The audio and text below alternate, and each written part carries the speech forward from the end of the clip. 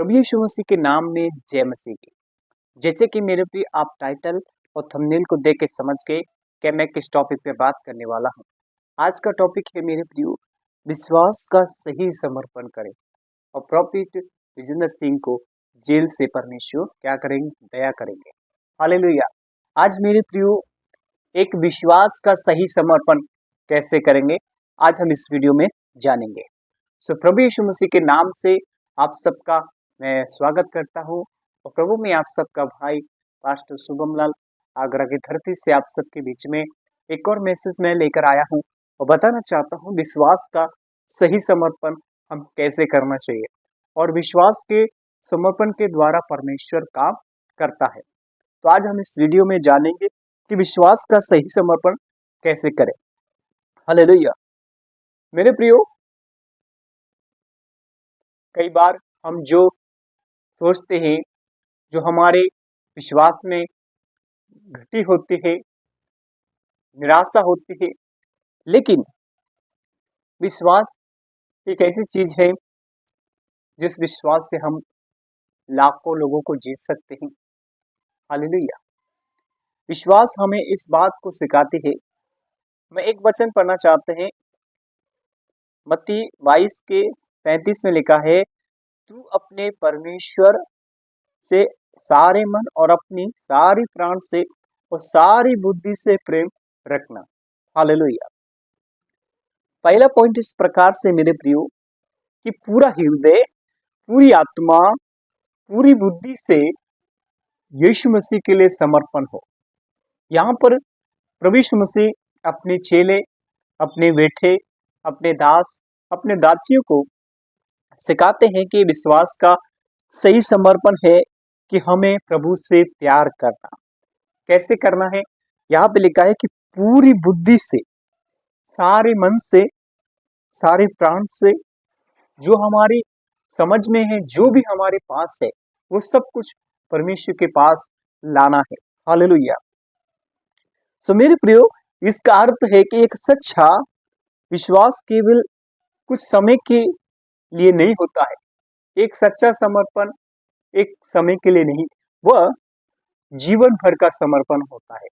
वो जीवन काल का समर्पण होता है, हर परिस्थिति का समर्पण होता है। और हमें, हर विश्वासी को, हर पासवान को, हमें अपनी कलीसिया में हमेशा एक सही समर्पण का, हर निर्णय, हर कार्य के लिए, हर विचार पे परमेश्वर का प्रति आज्ञाकारिता होना बहुत जरूरी है। क्योंकि जो सही आत्मा से समर्पण करता है वो परमेश्वर के प्रति आज्ञाकारिता होता है। आज मेरे प्रियो, हम जानते हैं कि प्रभु के दास प्रॉफिट विजेंद्र सिंह प्रभु के दास जेल में है, लेकिन प्रभु परमेश्वर ने उनके विश्वास को समर्पण रखा और आज बहुत सारे लोग उनके विश्वास करने के द्वारा, प्रार्थना करने के द्वारा परमेश्वर ने बहुत सारे काम किए। लेकिन कुछ लोग हैं जिन लोगों ने परमेश्वर की बात का नजरअंदाज किया और आज परमेश्वर से दूर हैं। लेकिन परमेश्वर कहते हैं कि हमें सारे मन से फिरना है, परमेश्वर की ओर देखना है, परमेश्वर की बातों की ओर देखना है और परमेश्वर पर विश्वास करना है। हालेलुया। हम एक और वचन पढ़ेंगे, रोमियो 12 के 1 में लिखा है, हे भाइयों, मैं तुम्हें इसलिए दया की स्मरण दिलाकर विनती करता हूं कि तुम अपने शरीर को जीवित, पवित्र और परमेश्वर को भावता हुआ बलिदान करके चढ़ाओ, ये तुम्हारी आत्मिक सेवा है।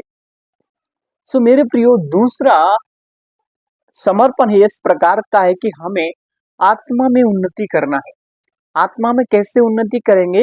कि जब हम परमेश्वर के साथ आत्मा में उन्नति करेंगे तो परमेश्वर की दया हम पर प्रकट होगी, परमेश्वर की आशीष से हमारे जीवन में प्रकट होगी और हम परमेश्वर से प्रार्थना करेंगे, परमेश्वर अपने क्या करे?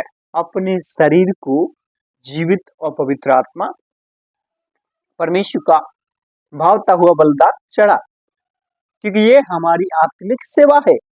हालेलुया। दूसरा सच्चे समर्पण केवल शब्दों में नहीं होता है। हालेलुया। हेलो।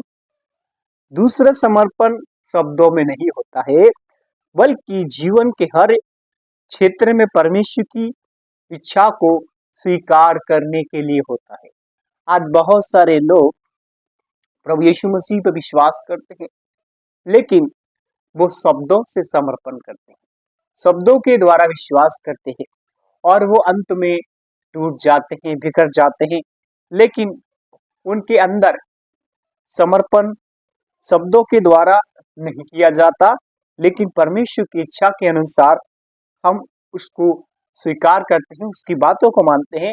तो प्रभु हमारे समर्पण में, हमारे जीवन में, हर जीवन के काल में वो हमारी आशीषों को बढ़ाते हैं। हालेलुया।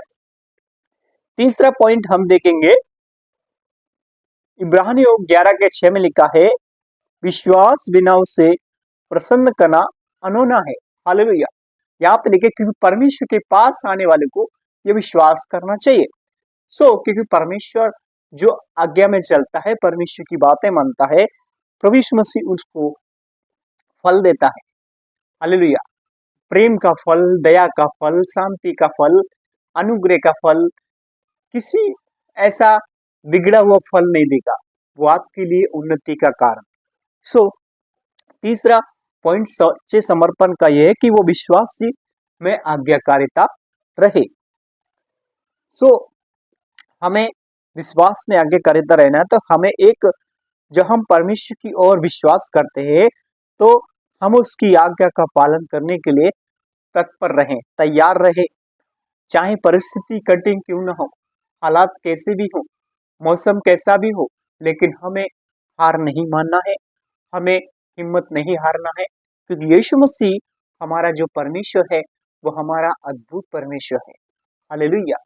वो अलौकिक परमेश्वर है, वो परिस्थिति बदलता है, लोगों के विश्वास को बढ़ाता है। हालेलुया। जो हमारे सामने कैसे भी मोड़ आए, हमें हार नहीं मानना है। हालेलुया। परमेश्वर आप सबको बहुत आशीष करे, और मैं यही कहना चाहता हूं कि हमें हार नहीं मानना है। आइए हम दुआ करते हैं। प्यारे आसमानी खुदावन परमेश्वर, हम प्रार्थना करते हैं कि एक सही समर्पण को हम कैसे करें। प्रभु, हमने जो बातें सीखी हैं, ये बातें प्रभु यीशु मसीह हम सब के लिए आशीष का कारण होने पाए। और जो 3 बातें हमने सीखी है कि प्रभु, पहली बात हमने सीखी कि परमेश्वर पे पूरा हृदय से, पूरे मन से विश्वास करना, बुद्धि से प्यार करना, मन से विश्वास करना, प्रभु से प्यार करना। दूसरी बात सीखी हमने कि प्रभु के लिए आत्मिक बलिदान चढ़ाना, प्रभु के लिए अपना जीवन समर्पण करना। तीसरी बात सीखी प्रभु, हमने प्रभु के वचन में प्रभु के प्रति और प्रभु के लोगों के प्रति आज्ञाकारिता होना। प्रभु यीशु मसीह, इन सारी बातों को प्रभु हम आपके हाथ में सौंपते हैं। जितने लोगों ने प्रभु इस वीडियो पर विश्वास किया है, उनका विश्वास प्रभु मजबूत होने पाए, कि जीवन में प्रभु बड़े बड़े काम होने पाए। प्रभु, हम धन्यवाद करते हैं प्रभु हमारी प्रार्थना सुनने के लिए। प्रार्थना प्रभु यीशु मसीह के मधुर नाम में, आमीन। परमेश्वर आप सबको बहुत आशीष करे, सबको जय मसीह की। God bless you all family. परमेश्वर आप सबके साथ रहे।